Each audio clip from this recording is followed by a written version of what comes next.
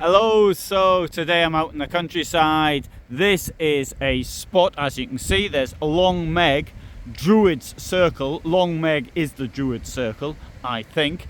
Penrith 6 3/4, so it's approximately 10 kilometers to the northeast of Penrith. And the reason I've come down here is because I want to see the stone circle called Long Meg and her daughters. Now, Long Meg is a big red sandstone and the daughters are the stones around. Legend has it that Long Meg was a witch and she was turned to stone alongside her daughters for profaning the Sabbath. Furthermore, it's said that if you count the stones clockwise and then anti-clockwise, and if you don't if you get the same number, then you turn to stone, and or alternatively the witches come back to life. Anyway,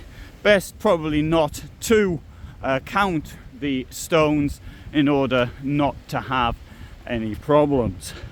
Also, not to have any problems is the point of me what I'm going to talk about here.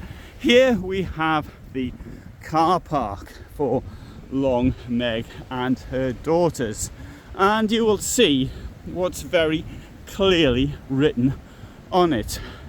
Whereas the parking is free, it says no overnight parking. And once more we see what would be a fantastic location to stay at, and we're not allowed to stay here. It doesn't give a definition of what overnight is, but as it says no overnight parking, I certainly wouldn't park here. And the thing is this though, I am assuming that this is the county council which owns this car park with these fantastic views. And I accept the fact that there's not much in the way of local businesses around here.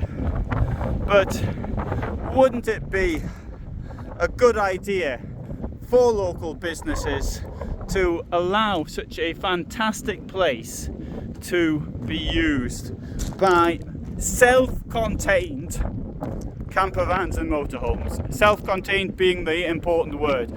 The campervanners and motorhomers must have their own toilet in the vehicle. To me, it is such a shame. And as I walk around and I contemplate this problem, one thing it's occurred to me today is that perhaps if the police had the right to kick people off immediately without any question, then that would also to a certain extent get rid of the risk that there may be people just turn up and decide to stay in locations like this. That I think is to a large extent the problem. I don't know, I just think. Anyway, here it says, welcome to Long Meg and her daughters, and says here, take a short walk along the road, retracing the steps of those who have gone before you to discover this enchanting circle. Stand in awe at the majesty of the 4-meter high standing stone named Long Meg, and take in all 68 daughter stones. Learn about the significance of this location, seek out mysterious carvings, and experience the magic of one of Cumbria's most enigmatic historic sites.